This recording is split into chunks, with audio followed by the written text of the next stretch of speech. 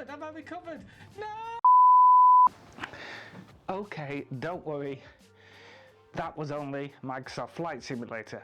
But as you can see, it seems quite a tricky thing to do.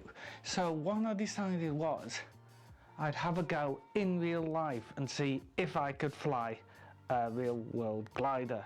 So I found that there's a glider flying club not too far from me. I gave them a ring, discussed what was required, and I drove down there. Now I was a little late. I was only about, I don't know, 10 minutes late or something, but anyway, I spoke to the guy who was in charge and we watched the health and safety video, if you will. So what to do, how to cross the airfield, all these sorts of things. What to do when you're actually in the plane, how control is going to be handed over to me as the student. But the only way I could get up in the plane was to sign the paperwork and to become a member, basically. So I had to pay the yearly membership fee, and then I could start having glider flying lessons. They don't have any sort of trial glider flying lessons because there's just such a huge waiting list, and they've only got a couple of planes, they've only got a couple of instructors, so I had to sign the paperwork.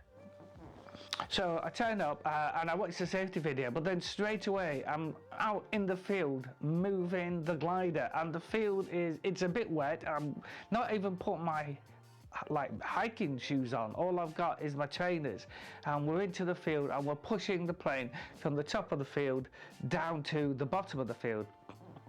No sign of any paperwork or anything yet, and there were a couple of people there who were actually having a trial glider flying lesson. I mean, there's 3 of them. So that's what you'll see, all the footage. They're getting in the plane and they're setting everything up, and then the winch pulls the plane up and away they go, and they fly around, and then they come back into land. And so this went on all morning, so there's quite a while setting the glider up so that way it's ready. They have to do all the safety checks, then people have to get in, but again there's no sign of this paperwork, and I've got to sign the paper and I've got to pay the money before I can get up into the glider, before I can start the flying lesson. So I'm waiting and waiting, and then the guy who I've been talking to, must be like the head of the place, he gets up into a glider and he flies off. And we've been studying this field now for about 3.5 hours with wet feet, with wet cold feet, and I hate having cold feet, hate it, and no sign of the paperwork. So in the end I just thought, well, that's all fine, but I don't know what's going on here. He's not telling me when he wants to. He's not telling me about the paperwork. I've not signed anything.